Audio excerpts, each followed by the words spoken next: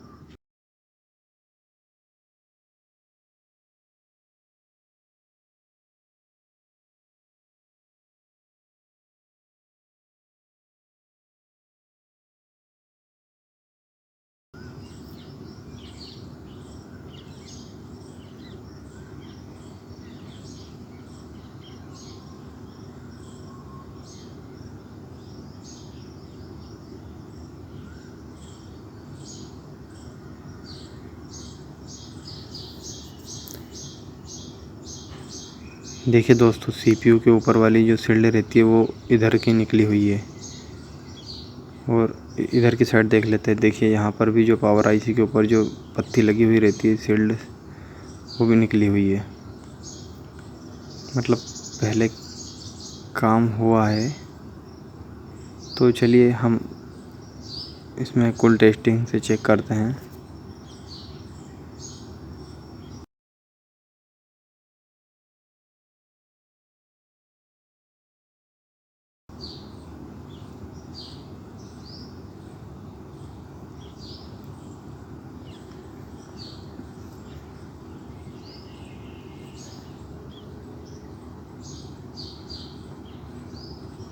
देखिए दोस्तों, reverse bias में रखने पर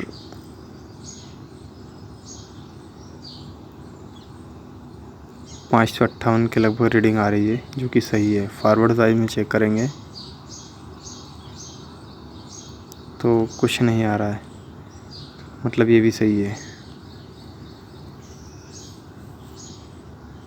देखिए हमारे बैटरी कनेक्टर पर कोई शॉर्टिंग नहीं दिखा रहा है।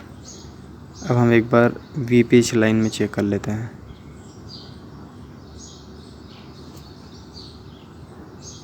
ये देखिए चार्जिंग IC के साइड में जो कॉइल लगी हुई है, यहाँ पर चेक करेंगे। देखिए रिवर्स बायस में 268, जो कि सही है।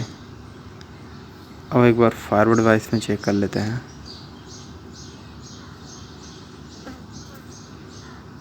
ये देखिए इधर भी कुछ नहीं आ रहा है, तो इसका मतलब कि हमारी VPH लाइन और बैटरी कनेक्टर वाली लाइन में कोई शॉर्टिंग नहीं है। मतलब प्राइमरी लाइन में कोई शॉर्टिंग नहीं दिखा रहा है। दोस्तों ये चीज़ हम बैटरी लगाकर भी चेक कर सकते हैं प्राइमरी लाइन को, लेकिन सेकेंडरी लाइन के लिए हमें चार्जर ही लगाना पड़ेगा। चलिए अब हम एक बार वोल्टेज चेक कर लेते हैं।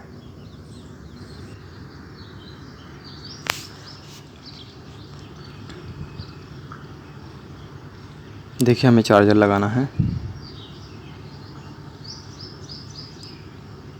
और मल्टीमीटर को 20 वोल्टेज पर सेट कर देना है। देखिए सबसे पहले हम पत्ते पर चेक कर लेते हैं कि यहाँ पर 5 वोल्टेज बन रहा है या नहीं। ये देखिए माइनस में 5 वोल्ट बना है, क्योंकि हमने प्रोब उल्टा रखा था। अब चेक कर लेते हैं एक बार।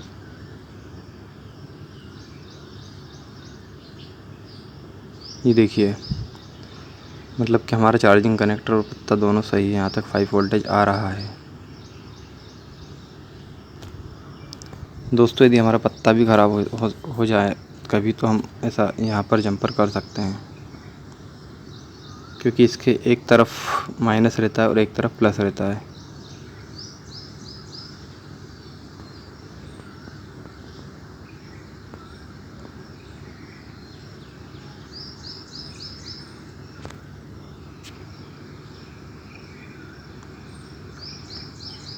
देखिए अब हम VPH वाली कॉइल पर चेक करेंगे।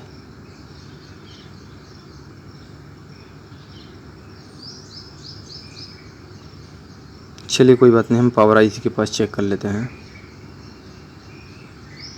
यहाँ पर भी VPH वाली जो लाइन है उस पर चेक करेंगे। ये देखिए दोस्तों 3.5 वोल्टेज बन रहा है। इसका मतलब पावर IC को वोल्टेज भी मिल रहा है।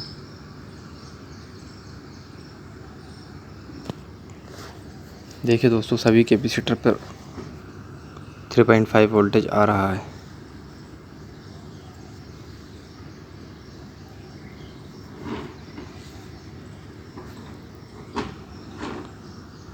दोस्तों एक बार हम इसको DC पावर मशीन पर लगा कर देखते हैं, क्योंकि हमने चेक किया प्राइमरी लाइन में भी कोई शॉर्टिंग नहीं है, वोल्टेज भी बराबर आ रहे हैं। तो चलिए हम इसको एक बार DC पावर सप्लाई पर लगाकर चेक करते हैं।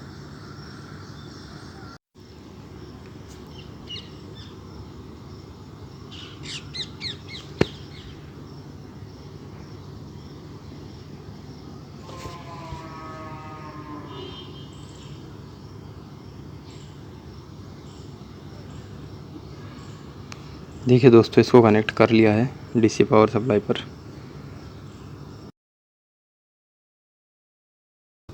पावर स्विच के टेस्ट पॉइंट को आपस में टच करेंगे। ये देखिए मैंने टच किया और जो है पावर सप्लाई ने हमारी 355 रीडिंग आकर वापस से 0 हो गया है। दोस्तों इसका मतलब यदि अधिकतर जो मोबाइल मैंने देखे हैं वो ऑटोमेटिक रीडिंग एम्पियर ज़्यादा लेकर वापस से 0 हो जाते हैं, तो उनमें अधिकतर बक वोल्टेज में प्रॉब्लम देखी है। तो चलिए इसमें भी हम एक बार जितनी भी बक कॉइल लगी हुई है उनको एक बार चेक करते हैं। यदि जैसे पावर सप्लाई में हम कनेक्ट करते हैं तो हाई एम्पियर लेकर वापस से 0 हो जाता है। जैसे हम मोबाइल को DC में कनेक्ट करेंगे और पावर स्विच प्रेस करेंगे तो सीधे 400-500 रीडिंग बताएगा और वापस से 0 हो जाएगा। तो ऐसी कंडीशन में बक वोल्टेज वाली लाइन में प्रॉब्लम रहती है। ये एक बार हम इसमें भी चेक कर लेते हैं।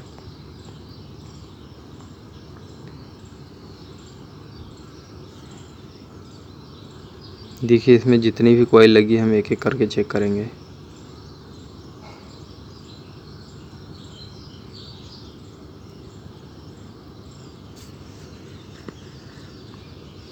देखिए दोस्तों इसमें भी शॉर्टिंग नहीं है, इस पर भी रीडिंग आ रही है, ये भी ठीक है। देखिए ये भी सही बता रहा है। देखिए दोस्तों ये वाली कॉइल हमें शॉर्टिंग दिखा रही है। ये देखिए ये दोनों तरफ से शॉर्टिंग दिखा रही है। और ये साइड में जो कैपेसिटर है, देखिए साइड वाला कैपेसिटर भी दोनों तरफ से शॉर्टिंग दिखा रहा है।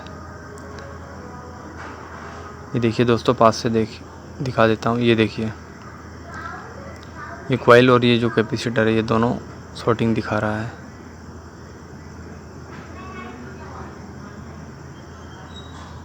दोस्तों ये वाली जो पावर IC से बक सप्लाई दी गई है तो इसमें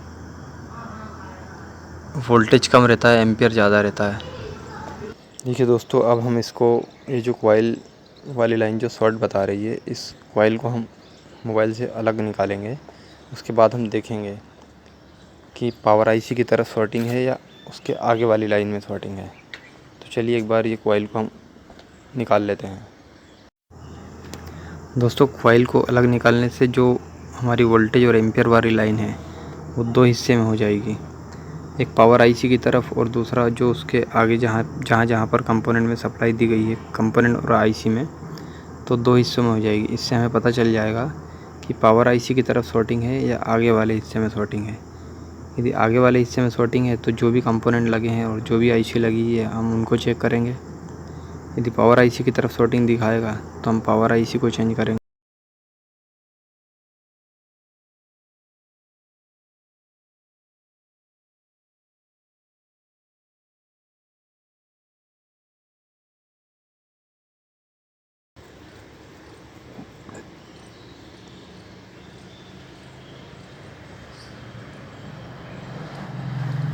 देखिए दोस्तों, हमने कॉइल निकाल ली है। अब हम इसको एक बार चेक करेंगे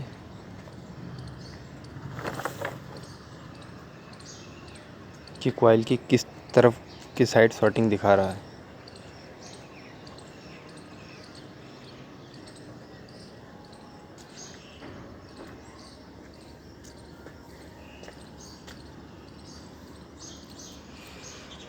देखिए, मल्टीमीटर को हमें बीप के रेंज में रखना है।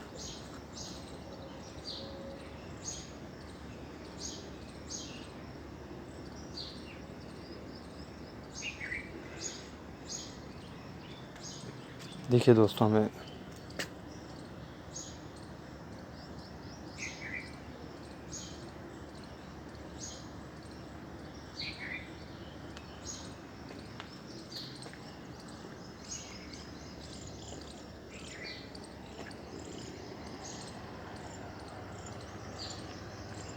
मल्टीमीटर को डायोड की रेंज में सेट करना है। डायोड या बीप की रेंज में, दोनों एक ही होती है। देखिए दोस्तों, ये इस साइड हमें शॉर्टिंग दिखा रहा है और इधर की साइड रीडिंग आ रही है, मतलब पावर आईसी की तरफ हमें रीडिंग दिखाई दे रही है। ये देखिए, देखिए दोस्तों, पावर आईसी की तरफ हमें रीडिंग दिखा रहा है, ये देखिए। और उसके आगे वाली लाइन में शॉर्टिंग दिखा रहा है। इसका मतलब कि हमें अभी पावर आईसी में कोई काम नहीं करना है, हमें पहले आगे वाली लाइन चेक करना है।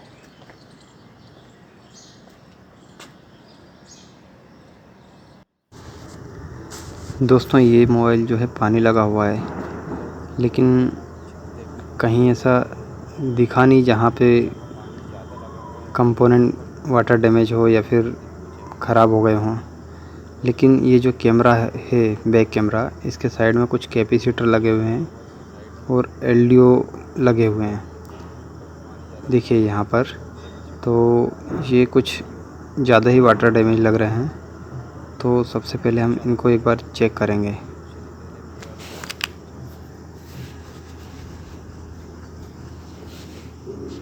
यदि इनमें से कोई सा कंपोनेंट शॉर्ट होगा तो हम पहले उसको निकालेंगे।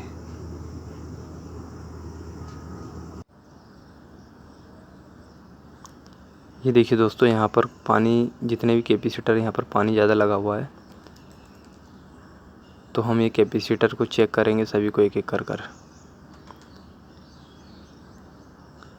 कैपेसिटर भी शॉर्ट हो सकता है, फिर कोई सा एलडीओ भी ख़राब हो सकता है। तो चलिए हम एक एक करके जितने भी कैपेसिटर लगे हुए हैं सबको चेक कर लेते हैं।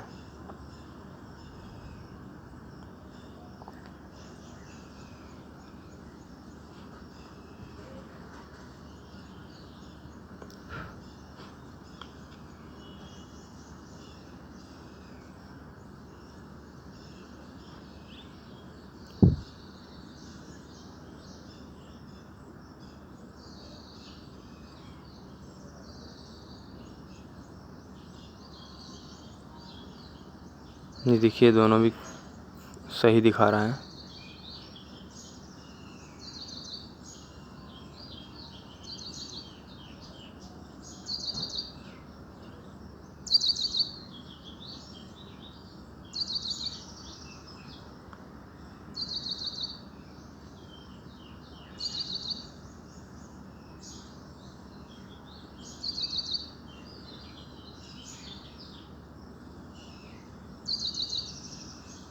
ये देखिए दोस्तों, ये वाला कैपेसिटर हमारा दोनों तरफ से शॉर्टिंग दिखा रहा है।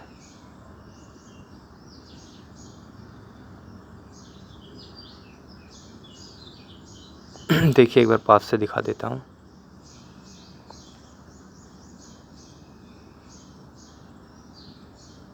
ये जो हमारा सबसे फर्स्ट वाला कैपेसिटर है, ये देखिए, इधर की साइड भी आ रहा है और इधर की साइड भी आ रहा है।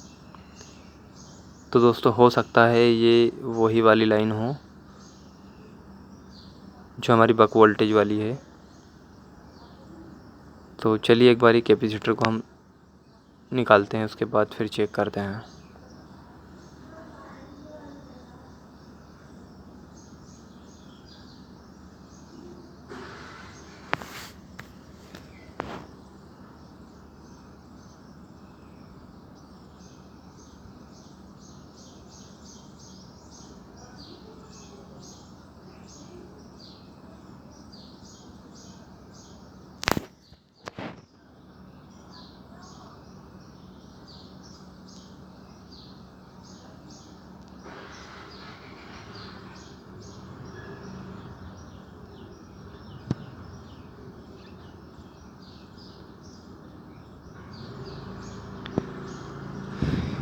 ये कैपेसिटर हमने निकाल लिया है।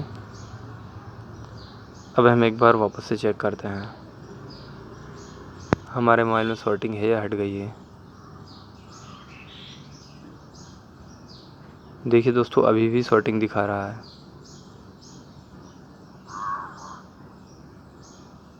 शॉर्टिंग अभी भी है, इसका मतलब दोस्तों अब हम इसमें बिना डायग्राम के काम नहीं कर सकते।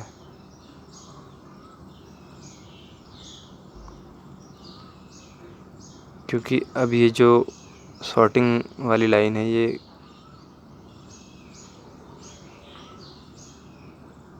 हमें समझना ज़रूरी है कि कौन सी लाइन है और कितने वोल्टेज की है, कितने एम्पियर की लाइन है और किस चीज़ के लिए दी गई है।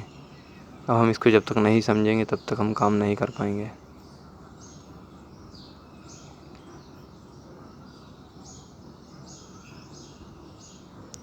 तो देखिए दोस्तों, इसको हम एक बार वापस से चेक कर लेते हैं। ये देखिए, इधर की साइड तो रीडिंग आ रहा है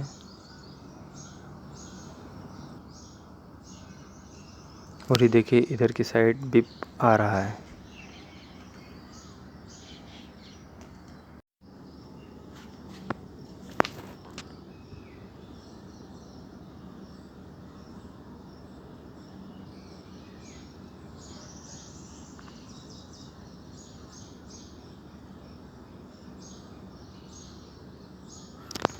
चलिए तो दोस्तों, एक बार हम डायग्राम से देख लेते हैं। मैंने इसका जो है डायग्राम बना के रखा हुआ है, तो चलिए अब हम एक बार उसके हिसाब से समझ लेते हैं।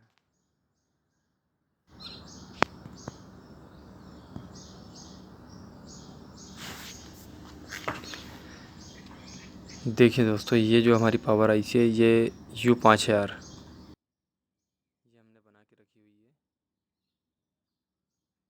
ये स्विचिंग 9 वाली ये जो सप्लाई है ये स्विचिंग 9 बक सप्लाई है। ये देखिए, ये निकली हुई है N6 और P6 वाली लाइन से निकली हुई है पावर आईसी से। उसके बाद हम देखते हैं तो ये कॉइल लगी हुई जो हमने ओपन करके रखी हुई है L5010, ये हमने ओपन कर लिया। उसके बाद में एक कैपेसिटर लगा हुआ है जो कि ये ऊपर वाला है। ये जितने भी कंपोनेंट है सब शॉर्टिंग दिखाएंगे यदि हम चेक करेंगे। और देखिए दोस्तों, ये वाली जो लाइन है ये 2 वोल्टेज की लाइन है। ये देखिए 2.0 वोल्टेज और 2000 मिली एम्पियर, इसका मतलब 2 एम्पियर की लाइन है। 2 वोल्टेज और 2 एम्पियर की लाइन है ये। और ये जो हमारी पावर आईसी से निकली हुई है। उसके बाद में फिर एक और कैपेसिटर लगा हुआ है इसके बाद में ये C5130 ये वाला कैपेसिटर लगा हुआ है, उसको भी देखेंगे हम। उसके बाद फिर ये गई है U5003 ये वाली आईसी में गई है। उसके बाद फिर U7003 फिर गई है U7006 और फिर वापस से एक बार पावर आईसी में आई हुई है। इसका मतलब कि पावर आईसी में 2 बार ये सप्लाई दी गई है। देखिए, ये जो U5003 आईसी है ये सबसे नीचे वाली है जो कि UFS के वोल्टेज के लिए दी गई है। हमारी जो मेमोरी आईसी होती है UFS, इसमें UFS लगा हुआ है तो उसके लिए उसको वोल्टेज बनाने के लिए ये आईसी रखी हुई है। ये देखिए, इसके साइड में जो कैपेसिटर लगा हुआ है। देखिए, अब जो दूसरी आईसी है ये वाली, ये जो सबसे ऊपर है कैमरे कनेक्टर के नीचे, ये देखिए ये वाली आईसी है। ये हमारे कैमरे के वोल्टेज के लिए दी गई है।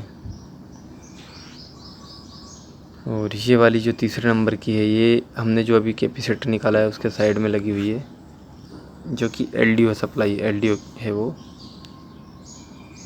भी कैमरे के वोल्टेज के लिए दिया हुआ है। ये देखिए, ये जो कैपेसिटर दिखाई दे रहा है ये LDO है। इसके साइड में जो कैपेसिटर हमने निकाला हुआ है C7053 जो कि हमने निकाल दिया है, ये वाला कैपेसिटर था।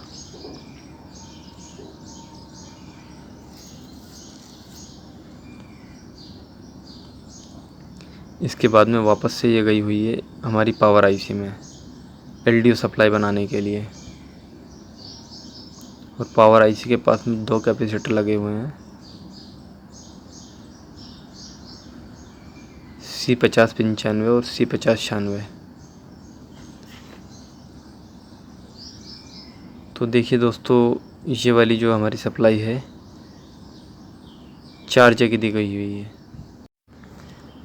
देखिए दोस्तों, एक बार हम मदरबोर्ड में देख लेते हैं कौन कौन सी आईसी है वो।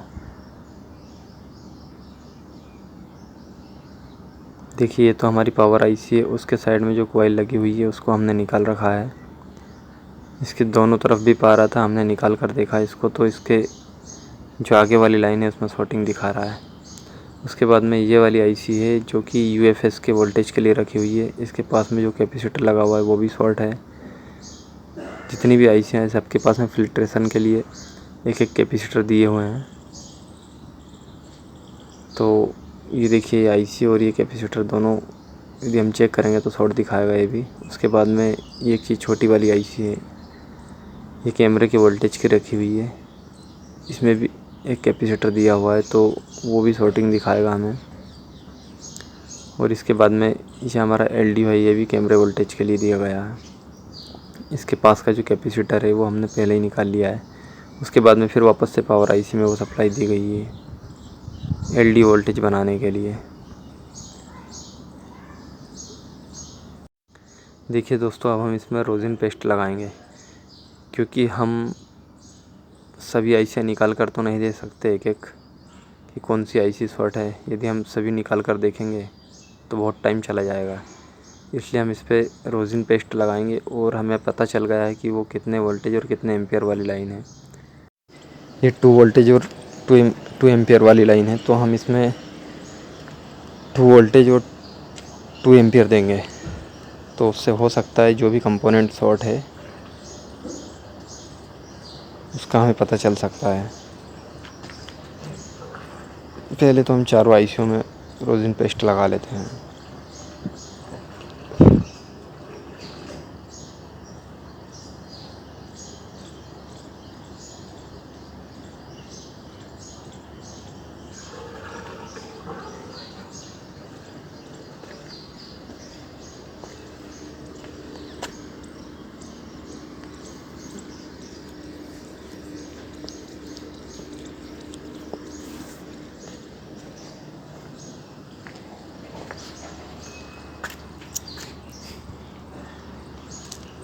देखिए दोस्तों, हमने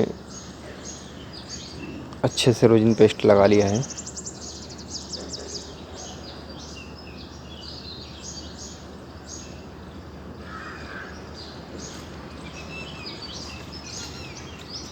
ये देखिए जहाँ जहाँ पर शॉर्टिंग थी वहाँ पर हमने पेस्ट लगा लिया है। अब हम इसको डीसी मशीन पर कनेक्ट करेंगे, ताकि जो भी पार्ट्स या कंपोनेंट्स फॉल्ट है वो हीट होने से हमें पता चल जाए कि कौन सा पार्ट्स ख़राब है। तो चलिए इसको डीसी पावर पर कनेक्ट कर लेते हैं। देखिए हमें डीसी मशीन को 2 वोल्टेज और 2 एम्पियर पर रखेंगे, क्योंकि वो जो सप्लाई है बक सप्लाई है वो 2 एम्पियर और 2 वोल्टेज वाली है। तो इसलिए सबसे पहले हम 2 वोल्टेज और 2 एम्पियर पर रखेंगे। ये देखिए हमने रख लिया है और ब्लैक प्रोब को ग्राउंड कर दिया है। रेड वाले को हम कॉइल की जिस तरफ शॉर्टिंग दिखा रहा था उस तरफ कनेक्ट करेंगे।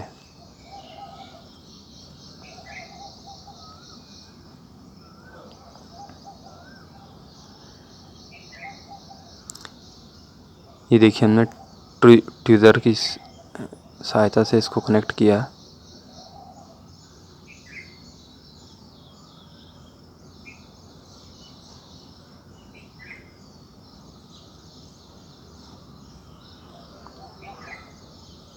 देखिए हमने कनेक्ट कर दिया है, लेकिन कोई सा पार्ट से हिट होता हुआ नहीं दिखाई दे रहा। तो चलिए एक बार एम्पियर 2.3 कर लेते हैं, 2.5 एम्पियर के लगभग कर लेते हैं।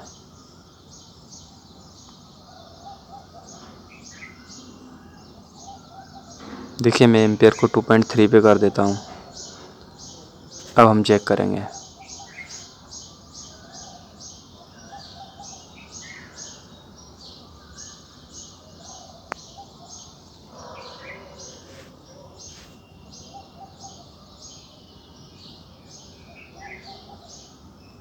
देखिए वापस से कनेक्ट करता हूँ।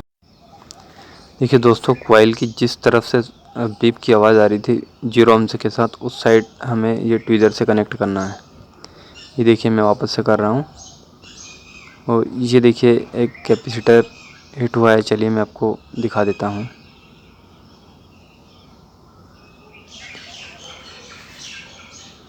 ये देखिए दोस्तों, जो कॉइल हमने निकाली हुई है,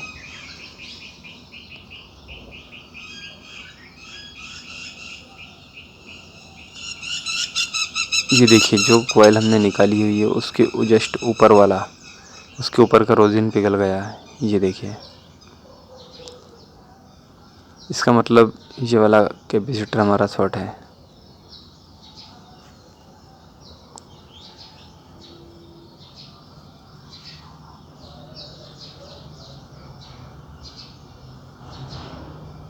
ये देखिए,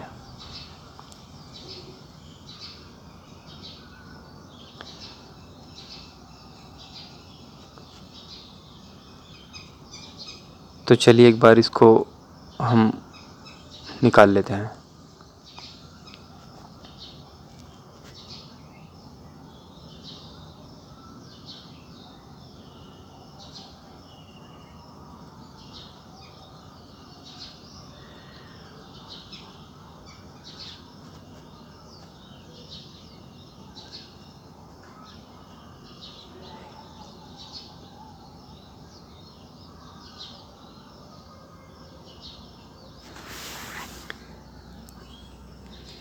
देखिए दोस्तों, यदि हमें डायग्राम का नॉलेज है तो हम अच्छे से काम कर सकते हैं, क्योंकि यदि हमें पता ही नहीं रहेगा कि कितने वोल्टेज की लाइन है, कितने एम्पियर हमें डीसी मशीन से देना है,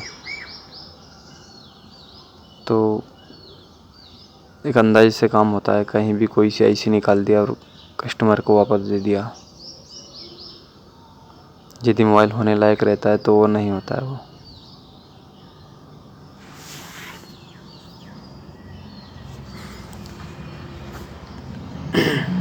देखिए अब कॉइल और कैपेसिटर दोनों निकले हैं। अब हम एक बार चेक कर लेते हैं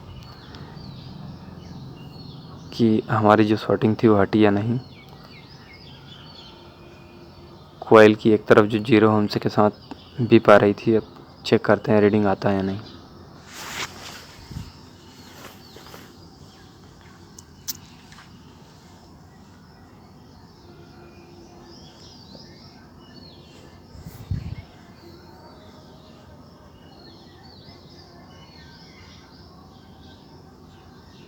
ये देखिए कैपेसिटर के एक तरफ 394 के लगभग रीडिंग आ गई है। कॉइल पर भी देखिए, ये देखिए दोनों पे रीडिंग आ गई है। तो देखिए दोस्तों, जो कैपेसिटर हमने निकाला था उसकी जगह हमें दूसरा लगाना पड़ेगा। तो चलिए हम कॉइल और कैपेसिटर दोनों को लगा देते हैं। ये जो कैपेसिटर है हमने दूसरे मोबाइल से निकाल लिया है।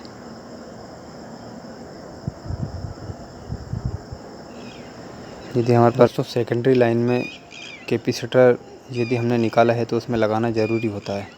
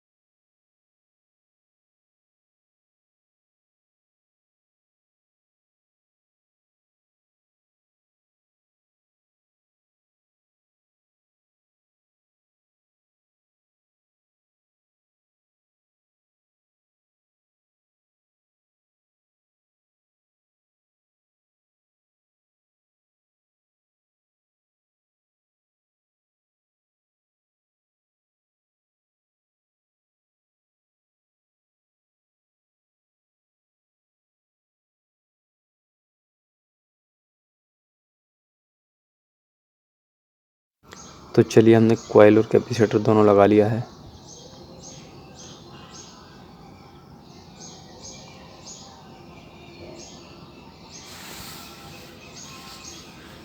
इसको अच्छे से क्लीन कर लेते हैं।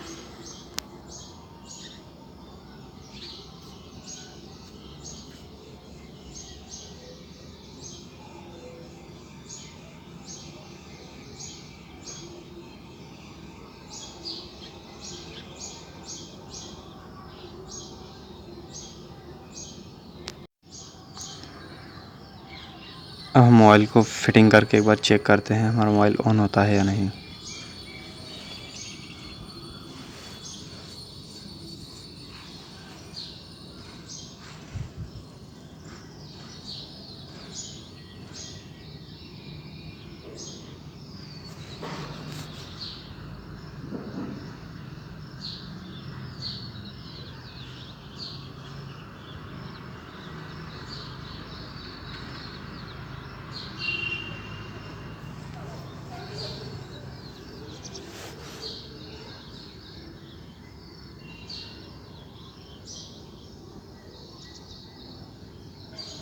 देखिए दोस्तों, हम इसमें चार्जर कनेक्ट करके देख लेते हैं।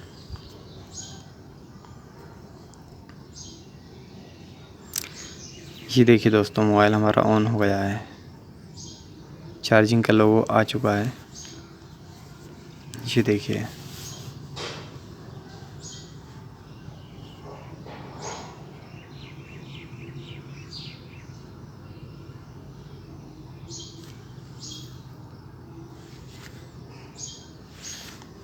एक बार ऑन कर लेते हैं।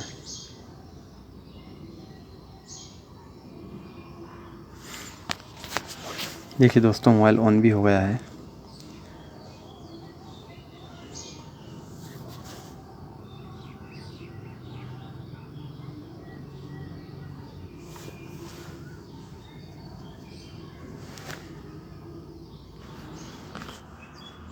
दोस्तों, यदि वीडियो अच्छा लगे तो वीडियो को लाइक और चैनल को सब्सक्राइब ज़रूर करें।